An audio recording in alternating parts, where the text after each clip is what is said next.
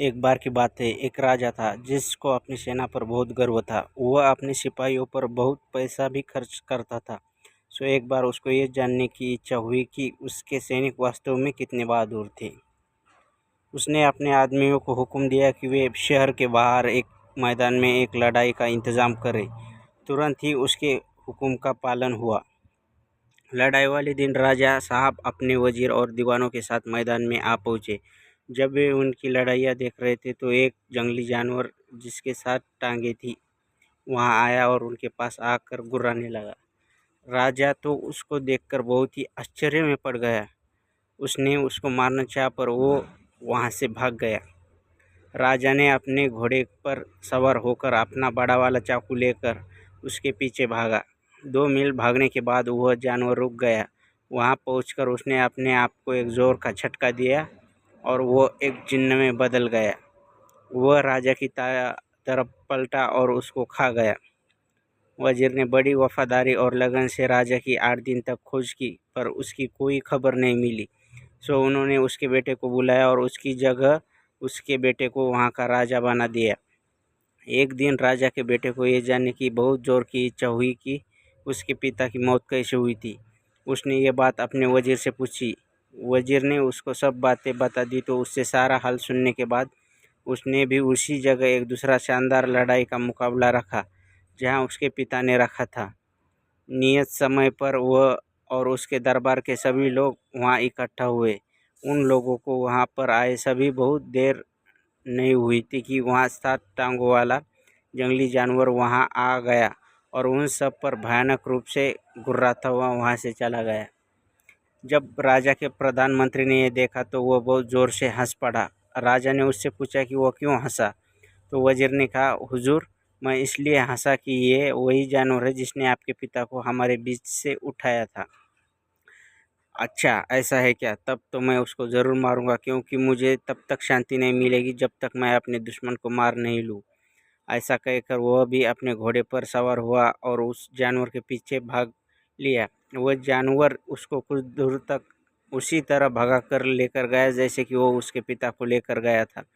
वहाँ जाकर वह रुक गया, अपने आप को संजोकर और अपने असली रूप में आकर राजा के ऊपर उछला। राजा ये देखकर डर गया और दिल से उसने भगवान से प्रार्थना की कि वो उससे बचाए। भगवान ने उसकी प्रार्थना सुन ली और अपने एक देवदूत को उसके पास भेजा जो उसके ये बताए इस जिन्न से कैसे बचाना है। देवदूत ने राजा से कहा, ये जिन सबसे ज़्यादा ताकतवर जिन है। अगर इसके शरीर के खून की एक भी बूंद ज़मीन पर गिर गई और तब तक ये जिंदा है तो उससे तुरंत ही एक और ऐसा जिन्न पैदा हो जाएगा। फिर वह उछलकर तुम्हारे ऊपर कूद पड़ेगा और तुम्हारे शरीर के टुकड़े टुकड़े कर देगा। मगर तुम डरो नहीं। लो, तुम ये 2 फल वाला तीर लो और इससे इस जिन्न की दोनों आंखें फोड़ दो। इससे ये नीचे गिर जाएगा और मर जाएगा। इस तरह से वह देवदूत उसको वह 2 फल वाला तीर देकर वहाँ से गायब हो गया। तीर से लैस होकर राजा आगे बढ़ा। वह उस जिन्न से करीब 40 मिनट तक लड़ा। आखिर में उसने वह 2 रेफल का तीर उसकी आंखों में मार दिया, जिससे वह मर गया। जब राजा ने पक्का कर लिया कि उसका दुश्मन मर गया है तो उसने अपनी तलवार निकाली और उसका सिर काट लिया। उसको उसने अपने एक तीर की नोक पर रखा और वापस महल की तरफ चल दिया। वहाँ जाकर उसने अपने महल के 12,000 कमरों में से एक कमरे में रख दिया। उसने उस कमरे का ताला लगाया और उस कमरे की चाबी अपनी माँ को देकर उससे कहा कि वह उस कमरे का दरवाज़ा किसी भी हालत में न खोले। पर क्योंकि उसने अपनी माँ को ये नहीं बताया था कि उसने उस कमरे में इतनी सावधानी से क्या चीज़ बंद कर रखी थी, उसकी माँ ने सोचा कि शायद उस कमरे में कोई खास खजाना बंद होगा।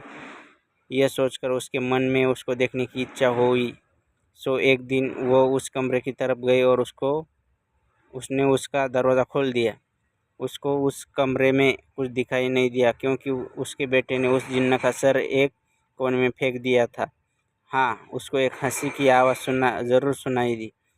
तो फिर ये शब्द, तेरा बेटा एक जिन्न है, उससे बचकर रहना। वो एक जिन्न है, किसी समय वो मुझे भी मार देगा, जैसे उसने मुझे यानी तेरे पति को मारा है। अगर तू जिंदा रहना चाहती है तो उसको महल के बाहर निकाल दे। राजा की माँ ने पूछा, अरे ये आवाज़ कहाँ से आ रही है और ये तुम क्या कह रहे हो? वही आवाज़ फिर बोली, तू झूठ-मूठ बीमार बनने का बहाना कर और अपने ठीक होने के लिए उससे मादा चीते का दूध मंगवा। उससे कहे कि वह ये काम करने के लिए खुद वहाँ जाए और उसको लेकर आए। अगली सुबह भारी और दुखी दिल से राजा एक जंगल की तरफ जाता देखा गया। यहाँ चीते और दूसरे जंगली जानवर घूमते हुए देखे जाते थे। जल्दी उसको एक मादा चीता दिखाई दे दी गई, जो अपने 2 बच्चों के साथ धूप में बैठी हुई थी। उसको वहाँ देखकर वहाँ एक पेड़ पर चढ़ गया और वहीं से उसके एक थन में तीर मारा। इत्तेफाक से उसके उस थन में कई दिनों से बहुत दर्द हो रहा था, क्योंकि उसके पास ही उसके एक फोड़ा हो रहा था। राजा का तीर उस फोड़े में जा लगा, जिससे वो फोड़ा फूट गया और मादा चीते को बहुत आराम मिला। मादा चीता इस आराम के लिए उसकी बहुत कृतज्ञ हुई। उसने ऊपर की तरफ देखा और उससे नीचे उतरने की प्रार्थना की। उसने उससे पूछा कि इसमें के बदले उसको क्या क्या चाहिए।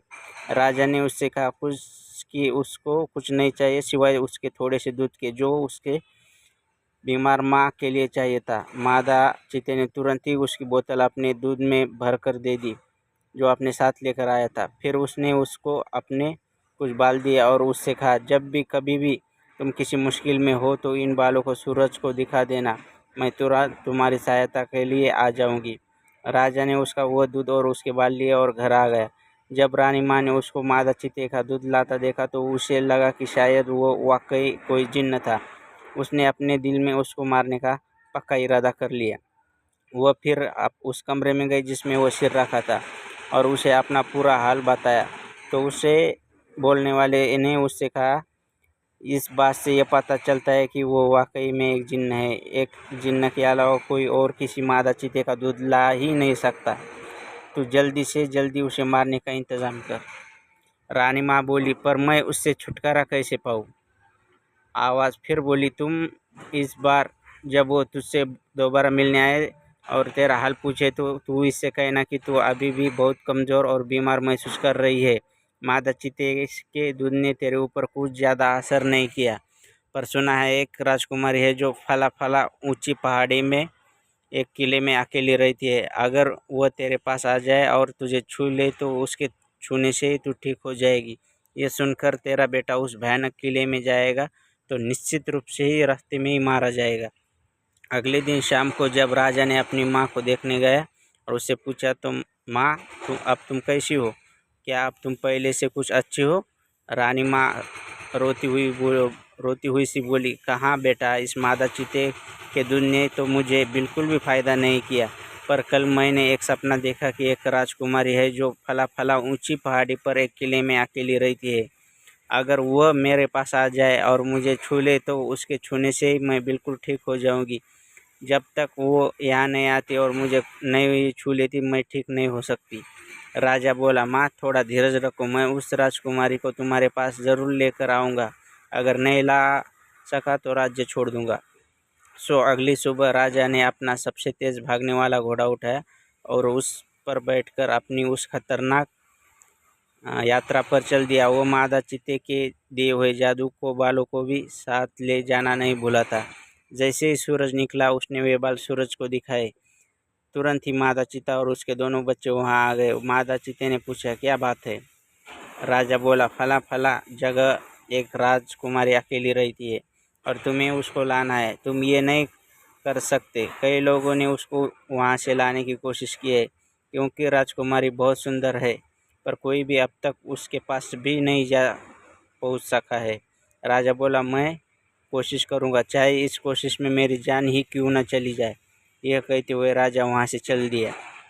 मादा चीता अपना भला करने वाले को इस तरह अपने को छोड़कर जाते हुए नहीं देख सकती थी। सो वह अपने दोनों बच्चों के साथ उसके पीछे पीछे दौड़ी और उससे अपने ऊपर चढ़ जाने को कहा। राजा उसके ऊपर बैठ गया और वे सब कुछ ही देर में उस किले के पास पहुंच गए। वहां पहुंचकर मादा चीता राजा से बोली, देखो यहाँ पर इस किले के 3 दरवाजे हैं। राजकुमारी के पास पहुंचने के पहले उन 3 दरवाजे से होकर गुजरना ज़रूरी है। पहले दरवाजे के पास एक बहुत बड़ा लोहे का टुकड़ा रखा है, जिसको एक लकड़ी की कुल्हाड़ी से तोड़ना ज़रूरी है, नहीं तो दरवाज़ा नहीं खुलेगा। दूसरे दरवाजे के पास एक नकली गाय खड़ी है, जिसके चारों तरफ असली जिन्न खड़े हैं। अगर कोई भी आदमी उस गाय को दूह सकता है तो वह उस दरवाजे में से होकर जा सकता है, और अगर नहीं दूह पाता तो वे जिन्न लोग उसको मार देते हैं। तीसरे दरवाजे के पास राजकुमारी खुद बैठती है। अगर वह तुमसे खुश है तो वो तुम्हारा स्वागत करेगी, और अगर खुश नहीं है तो वो तुमको मार डालेगी। यह सब सुनकर तो राजा बहुत ही डर गया। उसने मादा चीते से उसकी सहायता की प्रार्थना की। मादा चीता बोली, ठीक है, मैं तुम्हारी सहायता करूंगी। मेरे पास एक जादू है जिसकी सहायता से मैं उस लोहे के टुकड़े में घुस जाऊंगी, और जब तुम उसको अपनी लकड़ी की कुल्हाड़ी से तोड़ोगे तो मैं उसके 2 टुकड़ों में तोड़ दूंगी।